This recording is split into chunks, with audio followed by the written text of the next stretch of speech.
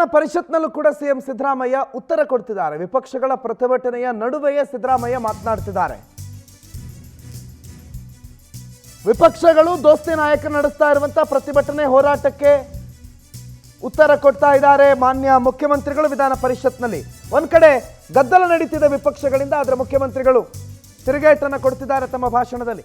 BJP ಕಾಲದಲ್ಲಿ ಮೂಡ ಸೈಟ್ಗಳ ಹಂಚಿಕೆ ಆಗಿವೆ, 40 ವರ್ಷಗಳಿಂದ ನನ್ನ ಮೇಲೆ ಕಪ್ಪು ಚುಕ್ಕೆ ಇಲ್ಲವೇ ಇಲ್ಲ, ಬಿಜೆಪಿ ಅಧಿಕಾರದಲ್ಲಿದ್ದಾಗ ಸೈಟ್ ಕೊಟ್ಟಿದ್ದು ಅಂತ ಮಾತನಾಡ್ತಿದ್ದಾರೆ ಪರಿಷತ್ನಲ್ಲಿ ಮುಖ್ಯಮಂತ್ರಿಗಳು.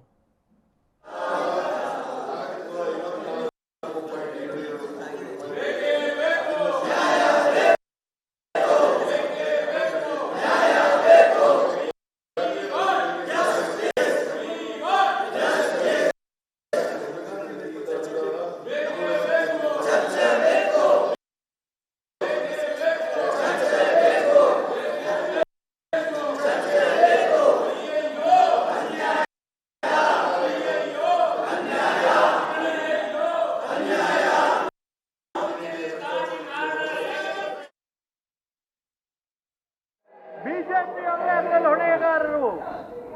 ಈಗ ವಿಧೇಯಕವನ್ನು ಖಂಡಿತವಾಗಿ ತೆಗೆದುಕೊಳ್ಳಲಾಗುವುದು.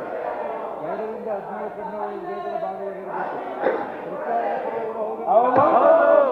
ವಿರೋಧ ಎಲ್ಲೊಂದು ಪ್ರಸ್ತಾವನೆಯನ್ನು ಭಾವಿಸುತ್ತೇನೆ. ಪ್ರಸ್ತಾವ ಅಂಗೀಕರಿಸಲ್ಪಟ್ಟಿದೆ. 2ರಿಂದ 17 ಖಂಡಗಳನ್ನು ಸೇರಿಸಲಾಗಿದೆ. ಪ್ರಶ್ನೆಯೆಂದರೆ ಮೊದಲನೇ ಖಂಡ ಪೀಠಿಕೆ ಮತ್ತು ಸಚಿವ ವಿಧೇಯಕದ ಭಾಗವಾಗಿರಬೇಕು. ಸಭೆ ಮುಂದಿನ ವಿಷಯ ಪ್ರಸ್ತಾವನೆ